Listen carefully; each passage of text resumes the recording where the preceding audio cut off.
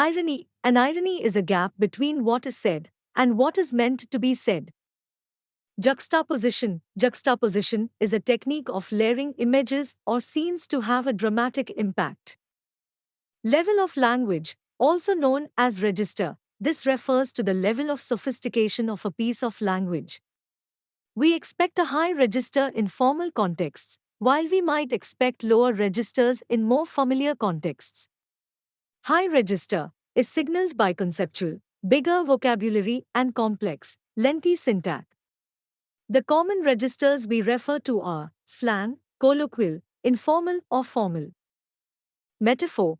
A metaphor is a comparison of two objects, where one becomes another. Metaphors add further layers of meaning about the object being compared. Metonymy. A metonymy is a word or name that is used in the place of something. It is closely related to. Modality. A modality is the certainty which a speaker employs in their language. High modality is equal to implies high certainty of something occurring. Medial modality, also called semi-modality, is equal to implies doubt that something should occur or will occur.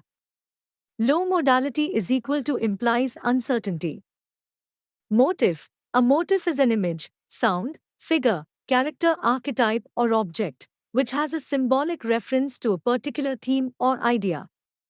A motif is a recurring symbol with a figurative meaning and is quite easy to spot due to its prominence. Nonlinear, non-sequential narrative, wherein events do not occur in chronological order. Onomatopoeia. Onomatopoeia is a word that echoes the sound it represents. The reader hears what is happening. Paradox. A paradox is a statement that is self-contradictory or logically unacceptable but has valid reasoning based on a true premise. It is a juxtaposition of contradictory yet interrelated ideas which have a hidden truth. Parody. A parody is a conscious imitation for a satiric purpose. Parody is a style that mocks the serious manner and characteristic features of literary works through imitation. Parodies work by exaggerating certain traits common to the work. Pathetic fallacy. Pathetic fallacy is the attribution of human emotions to non-human objects, particularly objects of nature. Note that the term should just apply to the ascription of emotions, not thoughts or other properties. Person. There are three types: first, second or third person. First person refers to the speaker himself or a group that includes the speaker. Second person refers to the speaker's audience. Third person refers to everybody else. Periphrasis means circumlocution.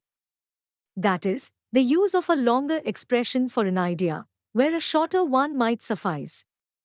Periphrasis is widespread and often quite significant as a technique.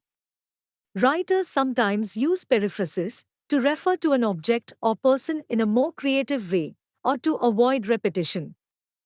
Personification is a giving human characteristics to a non-human object. Inanimate objects take on a life. Perspective is a particular way of looking at individuals, issues, events, texts, facts, etc.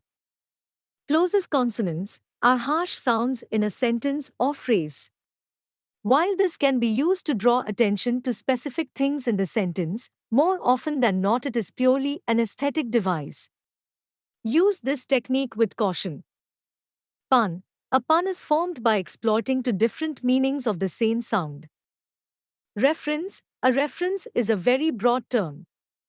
It simply means mentioning, usually clearly and unambiguously, something else, whether it is a historical event, another author, another text, or even a set of ideas. Reject. A reject is an effect of enjambment. The reject is the disjunction between the appearance of a poem flowing between lines on a page and the pause that speakers unconsciously insert between lines when first reading a poem aloud. See enjambment.